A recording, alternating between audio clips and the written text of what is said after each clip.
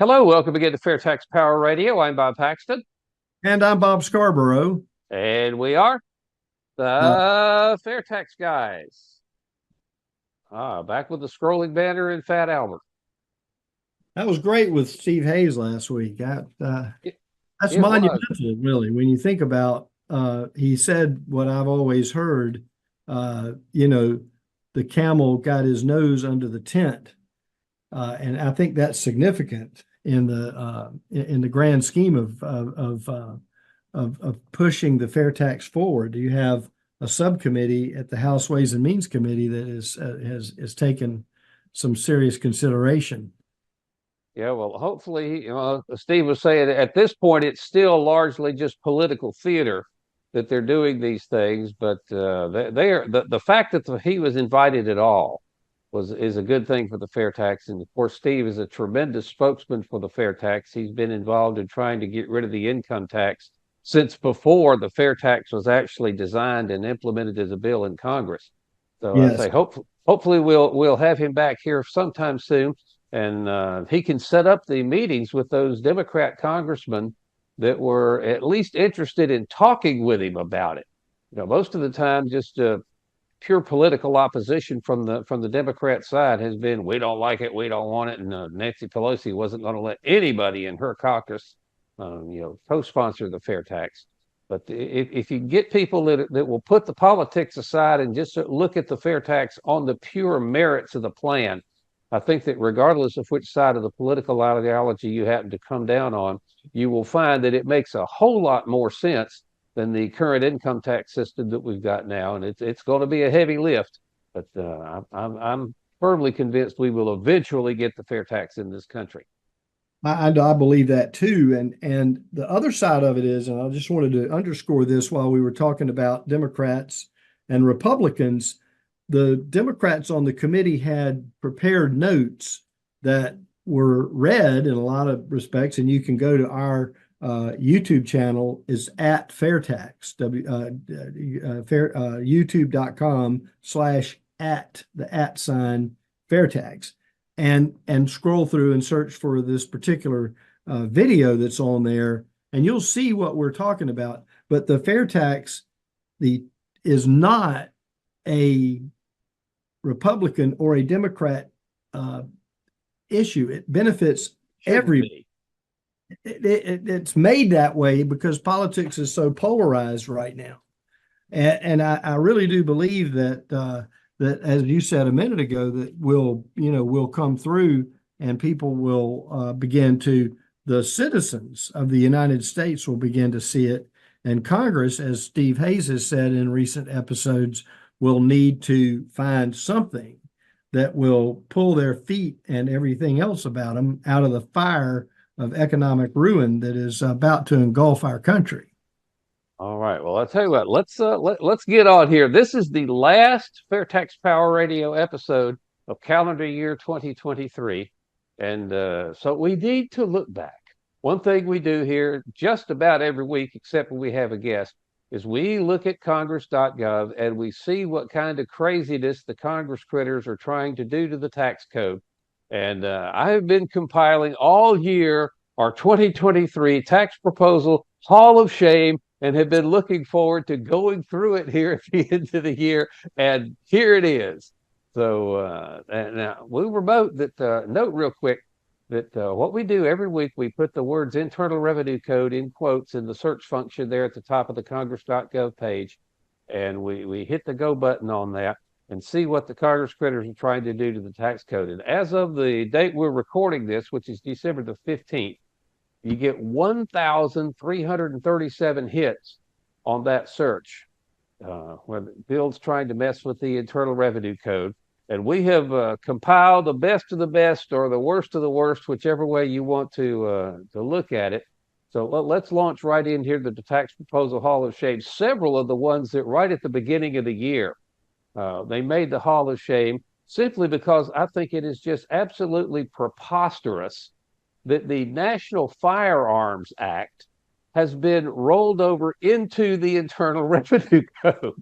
So we get lots of stuff, the proposals to change the Internal Revenue Code, dealing with firearms, including leading off here is H.R. 381 to amend the Internal Revenue Code to update the definition of rifles and for other purposes.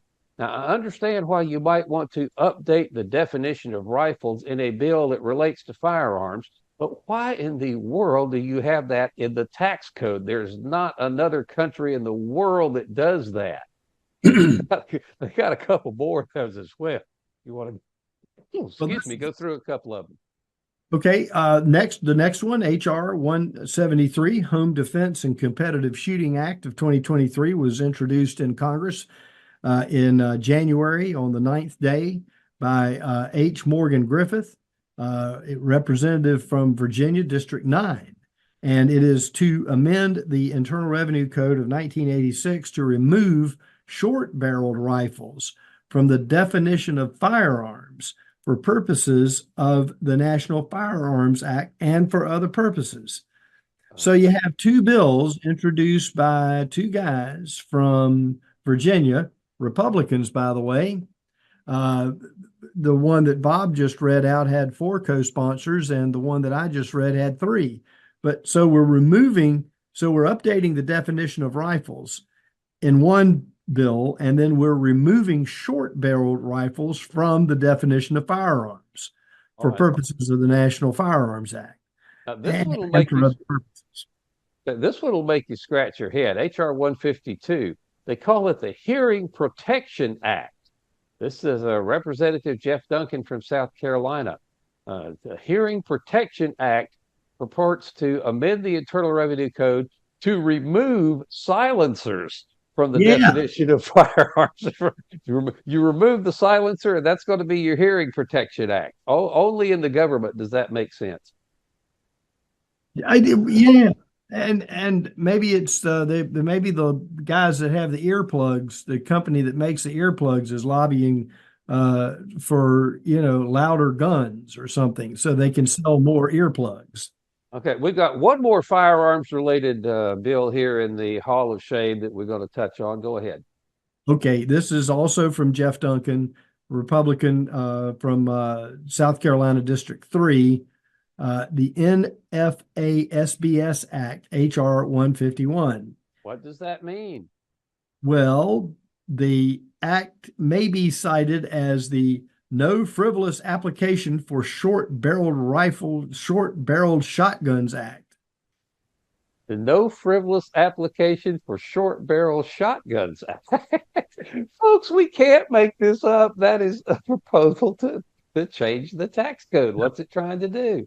Well, they're removing the short-barrel shotguns from the definition of firearms, as opposed to short-barrel rifles. Now we're talking about short-barrel shotguns from the definition of firearms for the purposes of the National Firearms Act. So they're amending the code that already has this mentioned in it. Mm-hmm. They're keeping it busy up there. That's our Congress at work. And actually, we got taken to task when we first put these into the Hall of Shame. Someone was saying, "Well, that's not a shameful purpose. They're actually trying to do something good here." So perhaps we should explain that the reason that a bill makes the Hall of Shame is not necessarily that it is trying to accomplish a shameful purpose, but just the fact that it's absolutely nutso to have something like that in our tax code. So some of them are just some of them make me laugh. They really did, like this next one, S101, a bill to amend the Internal Revenue Code to provide a reduced excise tax rate for portable, electronically aerated bait containers. Absolutely something that a tax code cannot live without. That's our senator down here in Florida, Marco Rubio. That was introduced on January the 26th, 2023. At the time, it only had one co-sponsor, so it may have more now. But can you imagine a tax code that has to address electronically aerated bait containers? And not just electronically aerated bait containers, but portable electronic aerated bait containers. Folks, we can't make this up. It's in the tax code. This is the kind of stuff that goes away with the fair tax. Now, I don't know if this bill is actually going to pass or if the president would sign it if it did, But the fact that the Congress quitters think we need to have a provision dealing with electronically aerated bait containers in the tax code is just amusing beyond description. All right.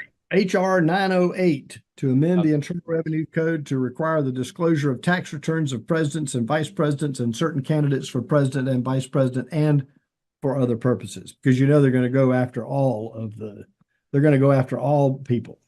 That one is shameful. That is, tax returns are supposedly confidential information that you and you alone are entitled to, that it's supposedly a felony to release tax return information without the taxpayer's consent. And it doesn't matter if you're running for president or vice president, you're still a citizen of the United States. You're still entitled to the confidentiality of your tax return. And this is Representative Anna Eshoo, Eshoo, of California, that is trying to say that if you're going to run for president and vice president, you have to disclose your tax return. And we know who that was aimed at, Of course. Just the concept that your privacy is going to be violated if you intend to seek one of these offices, that's shameful. Sorry, that one goes in the Hall of Shame with a star beside it. And at the time, she had 38 co-sponsors. Yeah, 38. Well, that's clearly a partisan issue that was aimed right at a particular candidate who shall remain nameless, but we all know who we're talking about here. And so there we go. HR 908. I don't know if that one's going to pass. I hope not. Now, this kind of goes along with it. This is S1272. A bill to amend the Internal Revenue Code of 1986 to provide for examination and disclosure with respect to presidential income tax returns, to amend the Ethics in Government Act of 1978 to require the disclosure of certain tax returns by president and certain candidates for office of president and for other purposes. So that is, in effect, a companion bill to the one we just talked about. It might not be worded exactly the same way, but HR 908 and S1272 are both dealing with, if you're going to run for president, you have to release your tax return. Crazy.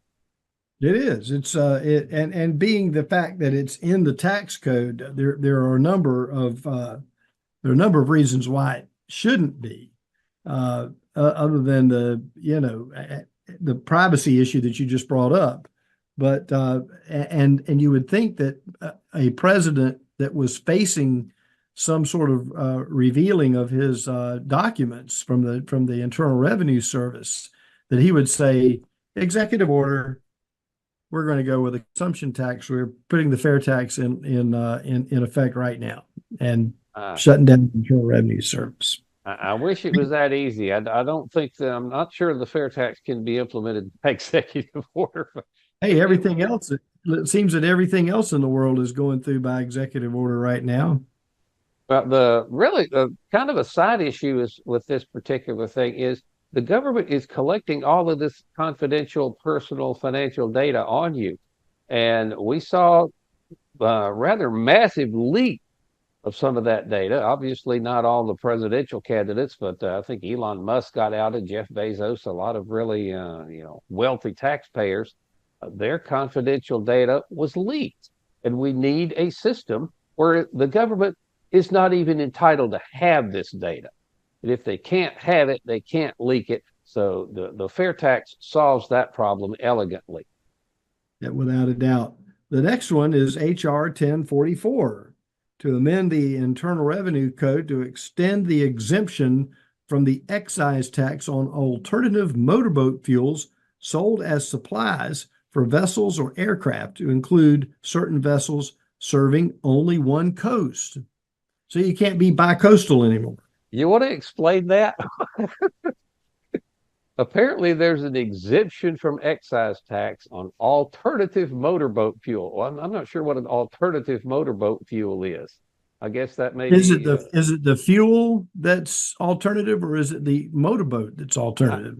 I think it's the fuel. That's probably referring to biodiesel or something, some sustainable energy of such cars. Probably. But if you sell that fuel as for vessels or aircraft that only serve one coast, you don't get the exemption. And now this bill is trying to extend that exemption to those vessels and aircraft that serve only one coast. Uh, why is that in the tax code? How does it, I mean, because they're able to do it. That's why. It's because that's where they look for an easy way to get points with lobbyists, et cetera. Okay, this is another shameful one. It really is. HR 1284 to amend the Internal Revenue Code of 1986 to adjust the rate of income tax of a publicly traded corporation based on the ratio of compensation of the corporation's highest paid employee, i.e., the CEO, to the median compensation of all the corporation's employees and for other purposes. In layman's terms, they're saying if you pay your CEO a disproportionately, if he's just way up there compared to what the other people in the company make, we're going to hit you with an income tax. And you just don't do that with a fair tax. Nope, nope, not at all. Isn't that something? That's just, it's like, okay, so you're making $10 million a year in stock options and cash or whatever. That's just crazy. The next, who gets to decide what's excessive? I mean, I don't want to give that kind of power to some government bureaucrat. without a doubt. To tax a corporation more because they think that the ratio of compensation between the CEO's salary and the median compensation for everybody else is too high. The government has none of it, should not be interfering in something like that. It's interesting to say that bill has 0 co-sponsors for it did when it was first introduced. Yeah. Oh, yeah. There's no. Yeah. As of March 3rd, March 1st. Yeah. So the next one is HR 3352 to amend the Internal Revenue Code to treat diapers as qualified medical expenses and to prohibit states and local governments to impose a tax on the retail sale of diapers. That makes you laugh. That was just that one makes the Hall of Shame under the preposterous category to treat diapers as qualified medical expenses. Now you're really stretching the definition of medical expenses if you want to include diapers. Now this bill I don't think differentiates between the diapers you put on a baby and the diapers you put on adults in their golden years. Yeah. And, in either case, I can just say that's both ways. I think you've got the Pampers on one side, and I guess it depends on the other. I didn't know that the diaper industry's lobby was quite that strong that they could get a bill like this introduced into Congress. This is Bonnie Watson Coleman of the New Jersey. 14 co-sponsors for that one when it was introduced back in the middle of May. But they want to treat diapers as qualified medical. And why do we do this? We keep pointing out these insanities in the tax code every week on FAIRtax Power Radio to convince people that there's got to be a better way to collect taxes for the government without having all of this extraneous stuff in it, some of which will make you mad and some of it will just make you laugh. And well, I think a lot of the holdback from Congress, as we've talked many times before, is that they're still trying to figure out how to keep the gravy train going. And we know that they'll still be able to sell favors and things, but not through the tax code once the fair tax is passed. But I think they're trying to figure out, because I do believe that the tax code is a major part of their game that they play up there with regard to tax favors for individuals through lobbyists and otherwise. All right. Moving along, Representative Keith Self of Texas earns a place in the Hall of Shame for H.R. 4441, a bill to amend the Internal Revenue Code to prohibit foreign adversaries and certain entities related to such adversaries from claiming certain tax credits relating to electric vehicles. I'd get a charge out of that one.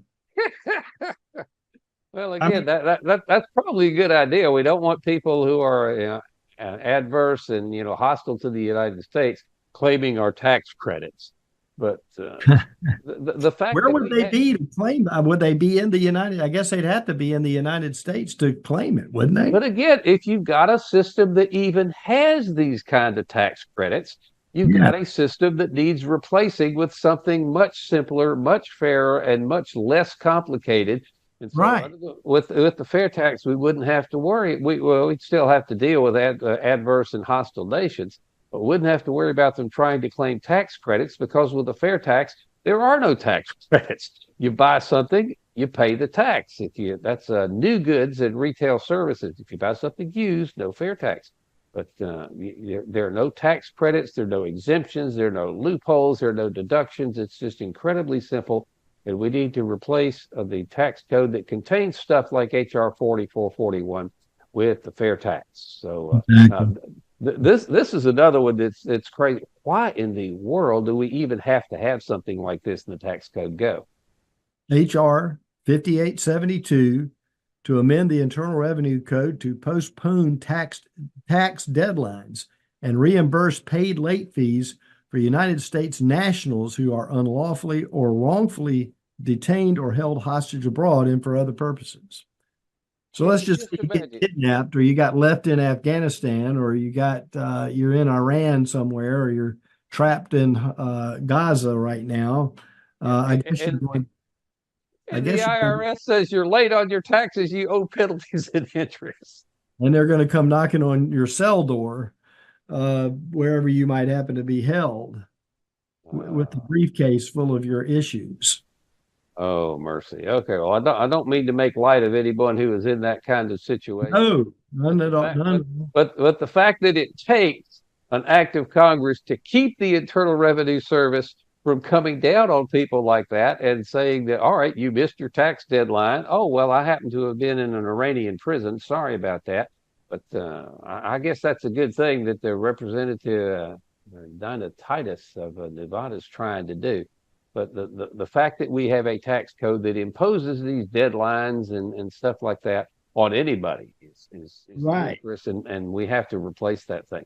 We got to move right along here. S 2994. This is another one that just kind of made you laugh.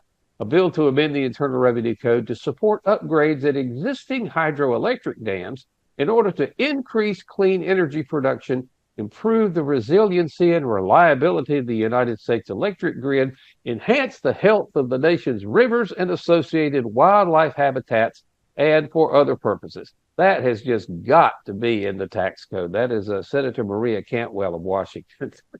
I'm glad she put it in there because you're right. It hadn't been in there before. It needs to be in there. My tongue is in my cheek. Is it? Well, that's it. But do we really need the tax code to try to increase clean energy production, improve the resiliency and reliability of the United States electric grid, enhance the health of the nation's rivers and associated wildlife habitats, and for other purposes? We've just got to have that in the tax code. Yeah, it underscores all of these underscore the dysfunctionality of how our government is working at this level.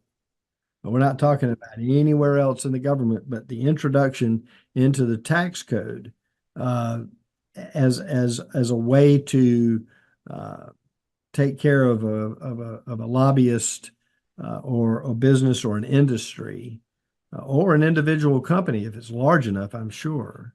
But my goodness, it's just these that we've read here today are just absolutely insane. Yeah, Like okay. this one. We've got two more, and this is yet another shot at the issue that we've already addressed by a couple of other bills up there in the Hall of Shame. HR 6191, go. To amend the Internal Revenue Code to impose an excise tax on excessively disparate wages, probably desperate too, disparate wages paid to chief executive officers. Yes, we just had that. Again, the government has tried to set itself up as the arbiter, judge, jury, and executioner on when are you paying your CEO too much money, and if you do, we're going to come after you. That's Insane. nuts. Absolutely. Okay, one more here, and this is the one that I think is really dangerous. HR 6498 to amend the Internal Revenue Code to impose a minimum tax on certain wealthy taxpayers that takes into account unrealized gains. Now, we spent a couple of entire episodes of FAIRtax Power Radio talking with Steve Hayes and John Richardson about this, that there is a move in Congress to tax money that you don't have in hand. Now, to the average thinking person, that is just ludicrous.